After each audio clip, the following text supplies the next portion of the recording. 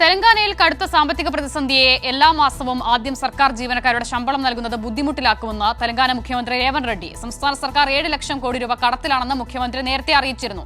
അതേസമയം തെലങ്കാന മുഖ്യമന്ത്രിയുടെ പ്രസ്താവന ഞെട്ടിക്കുന്നതാണെന്നും കേന്ദ്ര സംസ്ഥാന സർക്കാരുകളുടെ സാമ്പത്തിക ബന്ധത്തിന്റെ പ്രശ്നമാണ് ഇതിലൂടെ വ്യക്തമാകുന്നതെന്നും കേരള ധനമന്ത്രി KN ബാലഗോപാൽ പ്രതികരിച്ചു. സ്വാതി സന്തോഷ് തയ്യാറാക്കിയ റിപ്പോർട്ട് കാണാം. അസിത, കോൺഗ്രസ് ഭരിക്കുന്ന സംസ്ഥാനമായ തെലങ്കാനയിലെ സാമ്പത്തിക പ്രതിസന്ധി തന്നെ തുറന്നു കാണിക്കുന്നതായിരുന്നു മുഖ്യമന്ത്രി രേവന്ത് റെഡ്ഡിയുടെ പ്രസ്താവന. സംസ്ഥാനത്തെ ജീവനക്കാർക്ക്, സർക്കാർ ജീവനക്കാർക്ക് മാസത്തിന്റെ തുടക്കത്തിൽ ശമ്പളം കൊടുക്കാൻ കഴിയുന്നില്ല എന്നും ഇനി കഴിയില്ല എന്നുള്ള ബുദ്ധിമുട്ടാണ് അദ്ദേഹം തുറന്നു പറഞ്ഞത്. എന്നാൽ ഈ വിഷയം സംബന്ധിച്ച മറ്റു കണക്കുകൾ കൂടി പരിശോധിക്കുമ്പോൾ കേരളത്തെക്കാൾ ബജറ്റ് എസ്റ്റിമേറ്റ് അധികമുള്ള സംസ്ഥാനമാണ് തെലങ്കാന. അതോടൊപ്പം വരുമാനത്തിലും കേരളത്തെക്കാൾ വലിയ വരുമാനം അവകാശപ്പെടുന്ന കോൺഗ്രസ് ഭരിക്കുന്ന സംസ്ഥാനത്തിനാണ് ഇത്തരത്തിൽ വലിയൊരു സാമ്പത്തിക വിവേചനം കേന്ദ്ര സർക്കാരിന്റെ ഭാഗത്തു നിന്നും നേരിടേണ്ടി വരുന്നത്. ഈ വിഷയവുമായി ബന്ധപ്പെട്ട ചോദ്യത്തിലാണ് ഇന്ന് കോൺഗ്രസിന്റെ നേതാവ് കൂടിയായിട്ടുള്ള രമേശ് ചെന്നിത്തല വിഷയത്തിൽ നിന്നും ഒഴിഞ്ഞു മാറിയത്.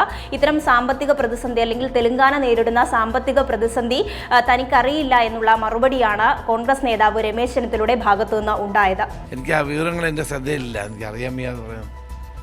അതേസമയം കഴിഞ്ഞ ദിവസമാണ് രേവന്ത് റെഡ്ഡി ഇന്ത്യ ടുഡേക്ക് നൽകിയ ഇന്ത്യ ടുഡേയുടെ ഒരു കോൺക്ലേവിൽ സംസാരിക്കവെയാണ് സംസ്ഥാനത്തിന്റെ സാമ്പത്തിക പ്രശ്നം അല്ലെങ്കിൽ സാമ്പത്തിക പ്രതിസന്ധി തുറന്നു പറഞ്ഞത്.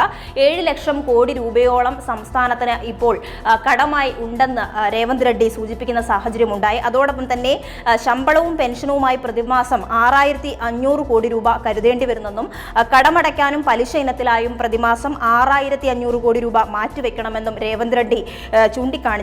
അതോടൊപ്പം തന്നെ പ്രതിമാസം 18,500 കോടി രൂപ വരുമാനം ലഭിക്കുന്നുണ്ടെങ്കിലും ആവർത്തന ചെലവുകൾക്കായി ഗണ്യമായ തുകയാണ് നീക്കിവെക്കേണ്ടി വരുന്നത്. എല്ലാ മാസവും 10-ാം തീയതിക്ക് മുമ്പ് തന്നെ 13,000 കോടി രൂപ ചെലവാകുന്നുണ്ടെന്നും ക്ഷേമത്തിനും വികസനത്തിനുമായി 5,000 കോടി രൂപ മാത്രമേ ശേഷിക്കുന്നു എന്നുള്ള വ്യക്തമായ കണക്കുകൾ തന്നെയാണ് രേവന്ത് റെഡ്ഡി കഴിഞ്ഞ ദിവസം നിയമസഭയിലടക്കം ചൂണ്ടിക്കാണിച്ചത്.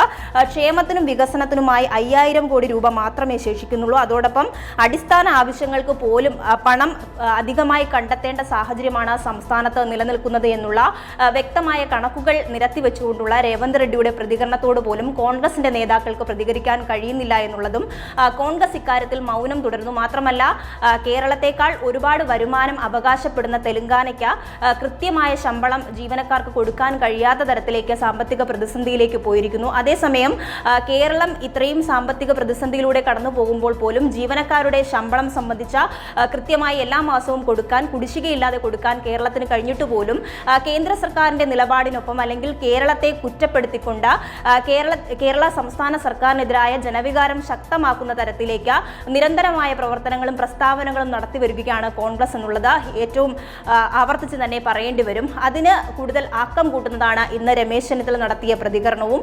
കേരളത്തെ പലതവണ സാമ്പത്തികപരമായി കുറ്റപ്പെടുത്തുമ്പോൾ പോലും കേന്ദ്രത്തിന്റെ വിവേചനം മറ്റ് പ്രതിപക്ഷ പാർട്ടികൾ ഭരിക്കുന്ന എല്ലാ സംസ്ഥാനങ്ങളോടും കോൺഗ്രസ് ഭരിക്കുന്ന സംസ്ഥാനങ്ങളോട് അടക്കം കേന്ദ്ര സർക്കാർ കാണിക്കുന്ന ഇത്തരത്തിലുള്ള സമീപനത്തോട് ചോദ്യം ചെയ്യാനോ അല്ലെങ്കിൽ അതിൽ പ്രതികരിക്കാനോ കോൺഗ്രസിന്റെ നേതാക്കൾ തയ്യാറാകാത്തതിൽ വലിയ വിമർശനമാണ് ഇതിനോടകം തന്നെ ശക്തമാകുന്നത്. അസിത.